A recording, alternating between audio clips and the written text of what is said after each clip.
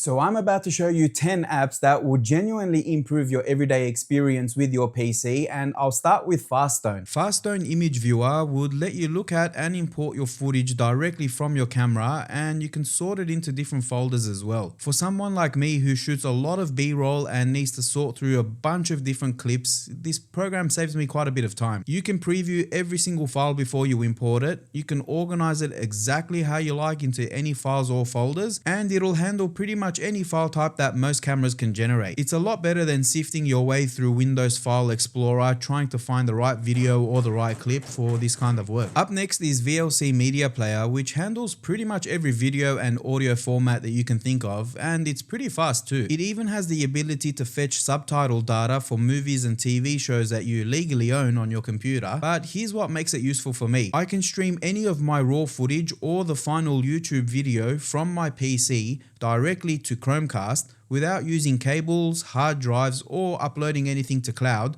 so I can check to see what the footage looks like on my TV as a larger screen opposed to my smaller monitor or laptop screen. All you need to do is open the video file on VLC, click playback, then renderer, and select the Chromecast to stream it live. VLC has been my main media player on PC for years because it works with pretty much every single file type. And then there's LocalSend, which is like AirDrop, but it works with everything. Whether you've got a PC, a Mac, Android, iPhone, Linux, it really doesn't matter. It'll send files across all of them. Once you install and set up the app on each device, your devices will find each other automatically when you're connected to the same network, and then you can start to send files really quickly. You can even favorite your own device, so you don't need to approve prompts all the time to transfer between your own trusted devices.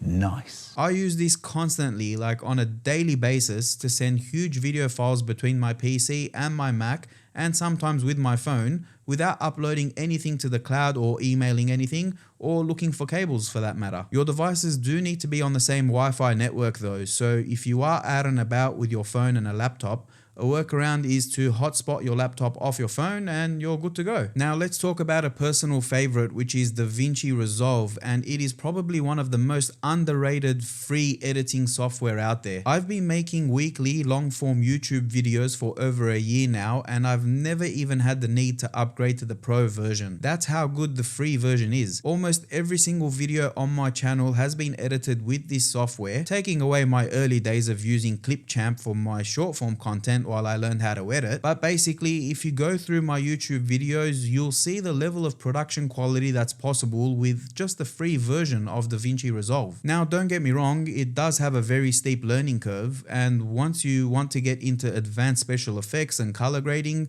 you probably will want to upgrade. But for standard editing like I do, and most other people would as well, the free version is all you're gonna need. So it's definitely worth checking out. Now, I've noticed that a lot of you watching the videos aren't subscribed to the channel, so if you would please consider subscribing and liking this video, it will really help me to understand if these videos are actually helpful, and it'll also give you a chance to tune in for some very cool upcoming tech content. If you know any alternatives of these apps that genuinely do work better, drop them in the comments below to share with everyone else. Alright, now back to it with the next app, which is Notion, and this program is basically my second brain. Everything from my personal life to my content creation business lives in here. The free version is incredibly powerful on its own. Like, you can create databases, which is like creating tables on a spreadsheet, but each line item you create, you can go further into it to put in more text, more images, databases even, videos, you name it. Like, you can put it all into each line item in your main database. You can even organize everything into pages and sub-pages and sub-sub-pages and so on. Unless you want to collaborate with multiple people on large projects or use its AI features, you honestly don't need to upgrade to the pro version. I mean, I never have, and I've never run into any limitations with my workflow. I brainstorm everything here, I list and track all my video ideas, all of my scripts, analytical data from the videos that's been uploaded, my overall strategy, everything related to my channel, and I even use it for my personal journaling and goals, and it's all in one place. It's the easiest way to keep everything organized without the chaos of random notes everywhere on different devices,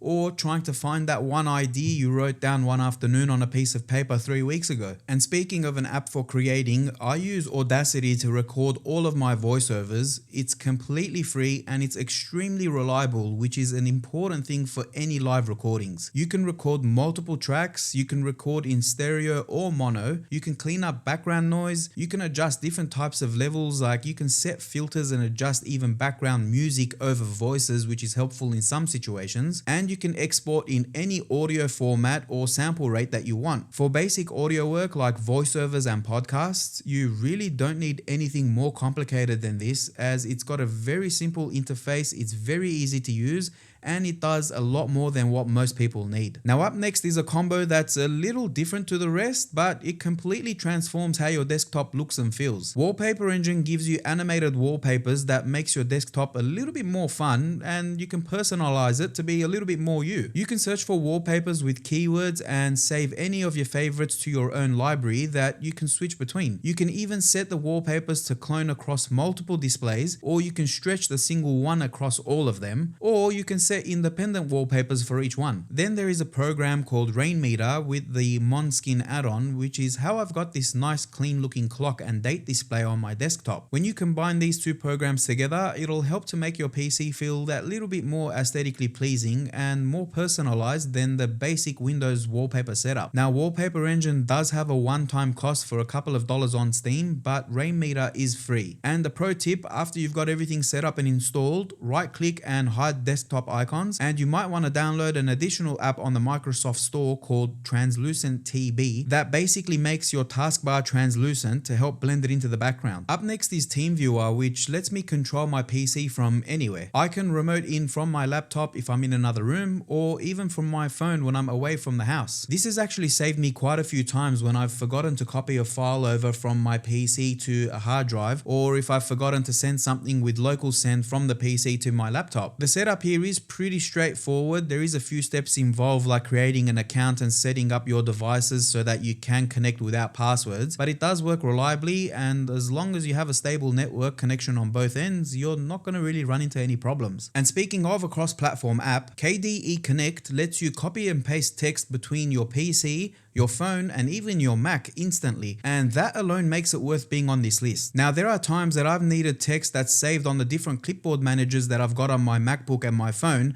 and I've needed to paste the text onto my PC. So instead of typing everything out, I can copy it all from whichever device and paste it right into the PC, which is pretty freaking cool. And apparently it can do a lot of other things like managing text messages, notifications, pinging your phone, and sharing files, but honestly I've never gotten those features to work reliably, and that could just be a limitation with ColorOS on my Oppo phone. But the ability to copy and paste from one device to another is more than enough to land KDE on this list. Next is a bit of a combo for using your phone with your PC a little bit more seamlessly. First is the WhatsApp desktop app, which lets you handle all your WhatsApp conversations from your PC. You can view and download media within your conversations and even make WhatsApp calls. And best of all, the app is free to download. And then there's the Phone Link app, which lets you look through and send text messages from your phone. You can make regular phone calls directly through your PC, and you can access and download photos from your phone. You can even mirror your phone screen, so you can use your Android device on your desktop without touching your phone after you've granted access to it. Now Phone Link does come built into Windows nowadays, so I'm sure you've come across this app at one point or another, so if you haven't already, it's definitely worth setting up because it works like magic with an Android phone. And while we're at it, here's a couple of bonus apps for those who stuck around towards the end of this video. First is Plex, which helps to turn your PC into a bit of a media server that you can use to stream your own movies, music, or any other video files that you have on any device within your network. It's kind of like having your own Netflix set up for content that you actually own. It is free to use, but it does take a little bit to get it set up and going, so check out a few videos on YouTube to find out more. And the second bonus is WinRAR. WinRAR? WinRAR? WinRAR? WinRAR. Everyone jokes about the trial period, but honestly, it's useful for compressing files and extracting pretty much any kind of zip file that there is. The trial never actually really expires. There is a pop-up that comes up, you just need to close it. So essentially, it's free to use forever. So those are 10 apps plus a couple of bonuses that I use every day that I genuinely feel could change the way that you use your PC. They're all linked in the description below, so let me know which ones you end up trying and if there's any other PC related stuff that you want to see. As usual, if you enjoyed the video, drop a like to let me know and consider subscribing for more cool upcoming tech content on the channel. Thanks for watching everyone, and I'll see you in the next one.